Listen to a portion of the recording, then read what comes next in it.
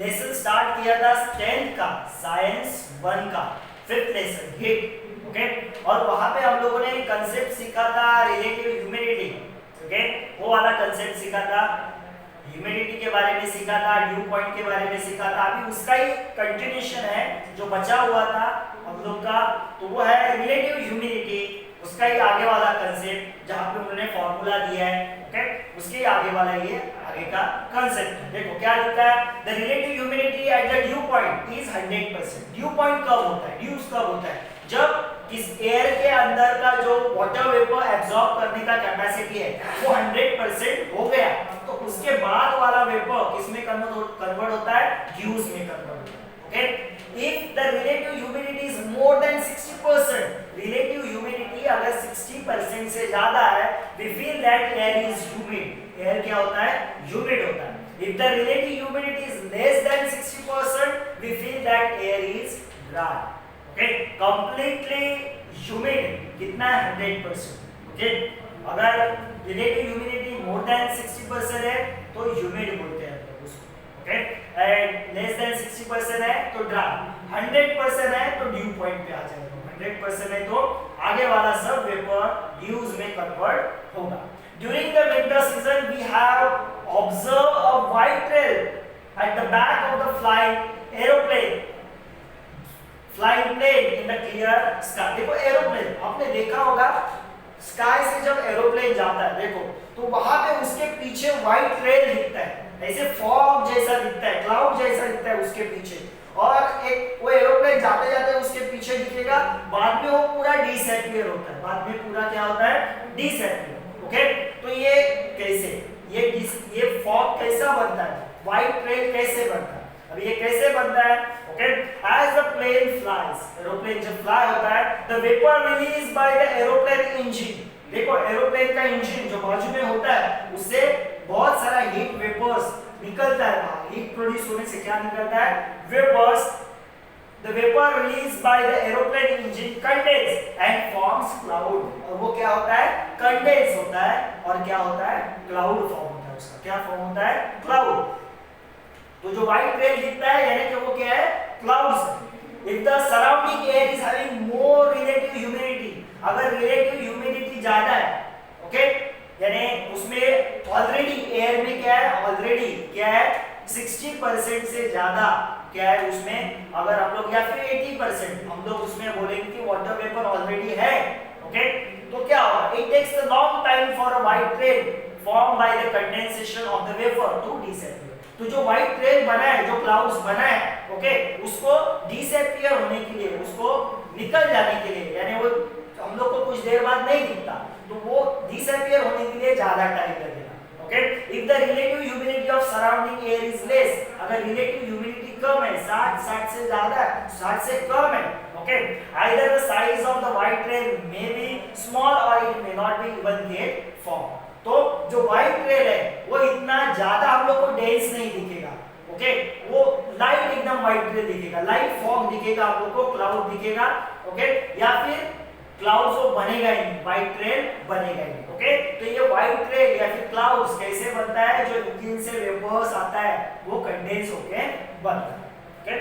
Take a bottle of a cold water, refrigerator से हम लोगों ने ठंडे पानी का बॉटल निकाला, keep it outside for a while, थोड़े टाइम के लिए उसको बाहर रखना है। Observe the outer surface of the bottle, पानी भरा हुआ बॉटल जिसका ढक्कन बंद है, ओके, ऐसा बॉटल हम लोगों ने फ्रीजर से बाहर निकाला है। कुछ देर बाद जब हम लोग उसके बॉटल के आउटर सरफेस पे देखते हैं तो क्या दिखता है, वाटर ड्रॉपलेट्स दिखता है। अब ये पानी बाहर आता है क्या, अंदर का पानी बाहर आता है, नहीं, उसका तो ढक्कन लगाया हम लोगों ने, तो ये पानी कहां से आता है, बॉटल जो है, बॉटल जो निकाला है हम लोगों ने, उसके आउटर सरफेस पे ये पानी कहां से आता है, तो कहां से आता है, देखो बॉटल रखा है, उसके आजू बाजू में क्या है, एयर, ओके।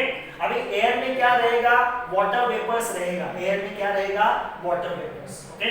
अभी ठंडा पानी निकाला है हम लोगों ने, तो वो क्या करेगा, आजू बाजू का जो एयर है उसके अंदर का जो वाटर वेपर है उसको क्या करेगा, वो कंडेंस करेगा, क्या करेगा, कंडेंस करेगा, यानी किसमें वो कन्वर्ट होंगे, वाटर ड्रॉपलेट्स में कन्वर्ट होंगे। तो वो बॉटल के जितने भी बाहर वाला, उसके नजदीक वाला जितना भी एयर है वो कंडेंस हो जाता है और पानी में कन्वर्ट किसमें कन्वर्ट होता है? पानी। In the same way, if you observe the leaves of the plant glass or a windows glass of a vehicle in the early morning, we see the water droplets collected on the surface. Okay, ये हम लोग को कब observe करने के लिए मिलता है? Okay, नॉर्मली देखो विंटर सीजन में ग्रास के ऊपर क्या रहता है? ड्यूज रहता है। ओके, या फिर जो कार्स वगैरह रहते हैं उनके देखो ग्लासेस के ऊपर, उनके विंडोज के ऊपर, या फिर आपके घर के विंडोज के ऊपर, ओके, जहाँ पे आजू बाजू में बहुत सारा हम लोग बोल सकते हैं ग्रीनरीज है। ग्रीनरी है नहीं तो आपको इतना ऑब्जर्व करने के लिए नहीं मिलेगा। ओके, तो वहाँ पे वाटर ड्रॉपलेट्स दिखते हैं हमको। ओके, वो क्यों वाटर ड्रॉपलेट्स कहाँ से आते हैं? वो एयर से ही आते हैं।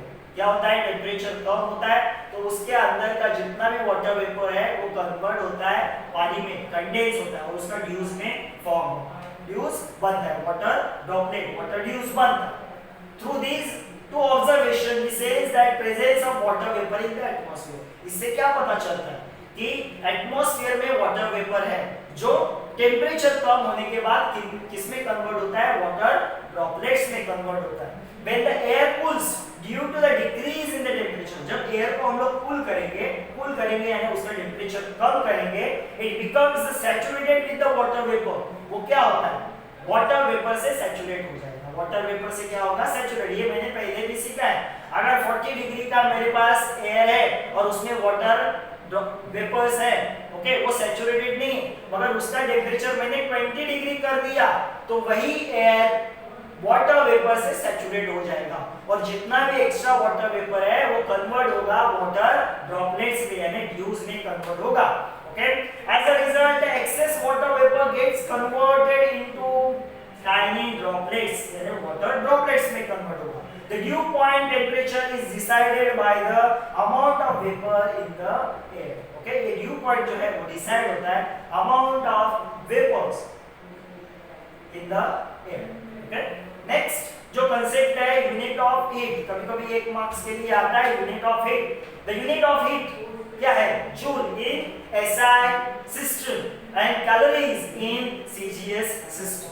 ओके, एसआई में joule, unit of heat joule and calories in CGS system. ये छोटा यूनिट है, कैलोरीज छोटा यूनिट है, जूल बड़ा यूनिट है। ओके, ज्यादा अमाउंट का हीट जूल, ओके, थोड़े अमाउंट का हीट कैलोरीज। ऐसा नहीं कि जूल में है वो कैलोरीज में हम लोग नहीं लिख सकते अगर वो क्वांटिटी बढ़ जाएगा। The amount of heat necessary to raise the temperature of 1 gram of water by 1 degree Celsius from 14.05 to 15.05 is called 1 calorie. क्या दिया है? 1 कैलोरी हीट यानी क्या? अमाउंट ऑफ हीट जो रिक्वायर्ड होता है टू राइज द टेम्परेचर बढ़ाने के लिए। कितने ग्राम ऑफ वाटर का टेम्परेचर बढ़ाने के लिए? 1 ग्राम ऑफ वाटर का टेम्परेचर बढ़ाने के लिए। कितने डिग्री सेल्सियस? 1 degree Celsius. मगर कहां से कहा? 0 to 1 नहीं, कहां से कहा? 14.5 degree Celsius to 15.5 degree Celsius. यानी मेरे पास 1 ग्राम ऑफ वाटर है जिसका ऑलरेडी टेम्परेचर है 14.5 डिग्री सेल्सियस, तो उसका टेम्परेचर मुझे 1 डिग्री से बढ़ाना है। 1 डिग्री से यानी कितना? 15.5 डिग्री सेल्सियस करना है। तो जितना मुझे हीट लगेगा उसको बोलते हैं 1 कैलोरी। क्या बोलते हैं उसको? 1 calorie heat. Similarly, the amount of heat necessary to raise the temperature of 1 kg of water, ऊपर देखो 1 ग्राम ऑफ वाटर है, यहाँ पे मैंने वाटर का मास केजी में लिया है, by 1 डिग्री सेल्सियस फॉर्म से टेम्परेचर वही है 14.5 degree Celsius to 15.5 degree Celsius is called kilo calorie heat. क्या बोलते हैं? Kilo calorie heat. Okay, kilo calorie क्यों? ये देखो मास जो दिया है वो केजी में दिया है, किलो में दिया है। ओके, तो इसको किलो कैलोरी हीट बोलेंगे। ओके, अगर मास केजी में, मास ग्राम में है तो क्या बोलेंगे हम लोग? उसको कैलोरी हीट, बस कैलोरी हीट बोलेंगे। Okay, it is clear that 1 kilo calorie is equal to 1000 calorie. 1 kilo calorie is equal to 1000, KG is equal to 1000 gram, 1 kilometre is equal to 1000 metre. वैसे 1 kilo calorie is equal to 1000 calorie. If the heat 1 kg of water, if we heat the 1 kg of water by 1 degree Celsius in a different temperature range, then 14.05 to 15.05, the amount of heat required will be slightly different. अगर मैं 1 kg का water ले रहा हूँ, कितने kg का water?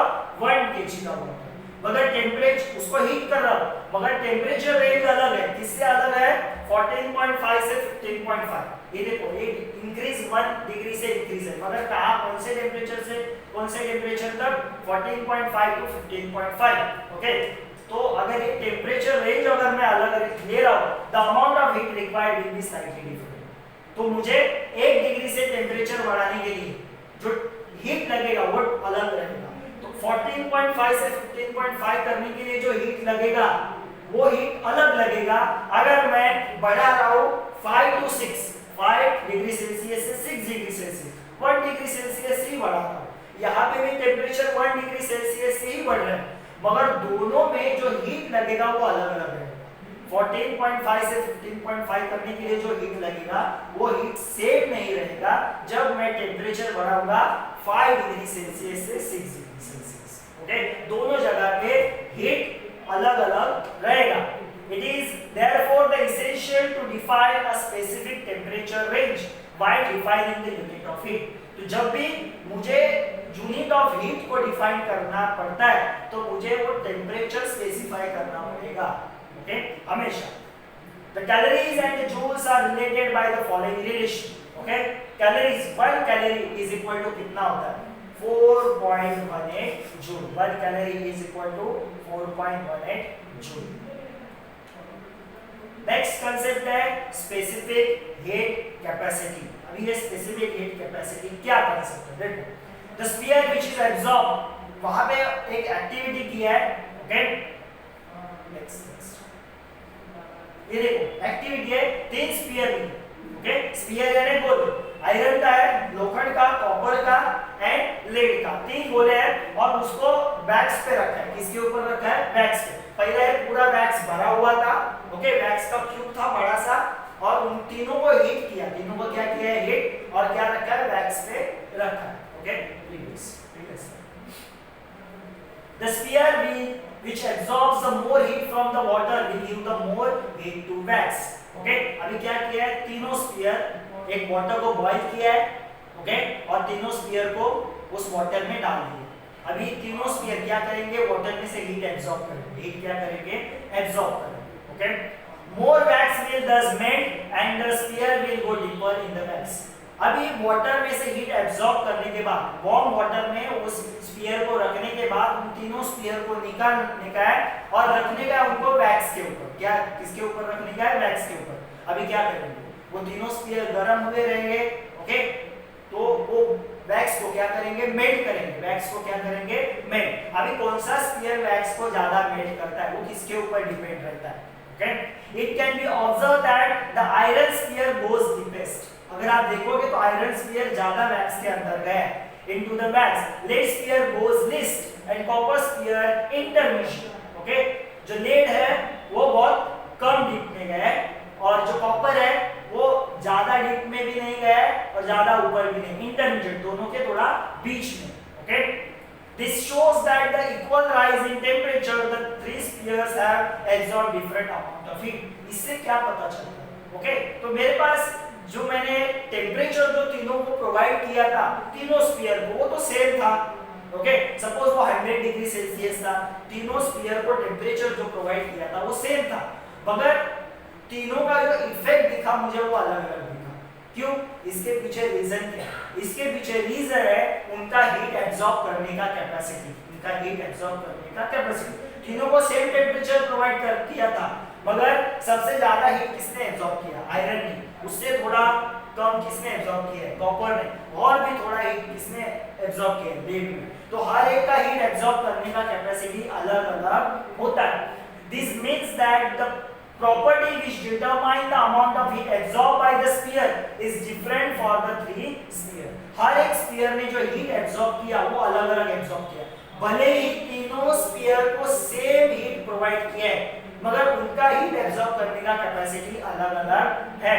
This property is called specific heat. Specific, खुद का हीट एब्जॉर्ब करने का कैपेसिटी अलग अलग, स्पेसिफिक कैपेसिटी रहता है, उसको बोलते हैं स्पेसिफिक हीट कैपेसिटी। तो amount of heat energy required to rise the temperature of unit mass of object by 1 degree Celsius. Amount of heat required to rise the temperature of unit mass of object, यानी certain mass of object है, मेरे पास एक object है, उसका एक certain mass है, तो उसका temperature 1 डिग्री से बढ़ाने के लिए जो heat लगेगा उसको बोलते हैं specific heat of that object, specific heat of that object. The specific heat capacity is denoted by letter small c. Specific heat किसी भी सब्सटेंस का स्पेसिफिक हीट स्मॉल c से डिनोट करते हैं, and SI unit of specific heat is joule पर यानी ऐसा line degree Celsius, joule पर degree Celsius, okay, KG, joule पर degree Celsius KG, and CGS unit यानी उससे छोटा यूनिट जो रहता है वो है जूल के जगह से कैलोरी, ओके, एंड केजी के जगह ग्राम, एक्चुअली ये यूनिट है जूल केजी पर यूनिट, ऐसा है जूल पर केजी डिग्री सेल्सियस, जूल पर केजी डिग्री सेल्सियस, ओके, और सीजीएस में है कैलोरी पर ग्राम डिग्री सेल्सियस, कैलोरी यानी हीट, ग्राम यानी मास, ओके, राइट, जो टेम्परेचर बढ़ रहा है उसको बोलते हैं डिग्री सेल्सियस, जूल यानी हीट का यूनिट, ग्राम, केजी यानी mass of that substance, and degree Celsius यानी जो हीट बढ़ रहा है, जो 1 डिग्री से बढ़ रहा है, okay, joule heat, KG mass of that substance, and degree Celsius temperature, सिर्फ यहाँ पे जूल के जगह कैलोरी, केजी के जगह ग्राम, ओके, तो ये दोनों यूनिट है SI सिस्टम में एंड CGS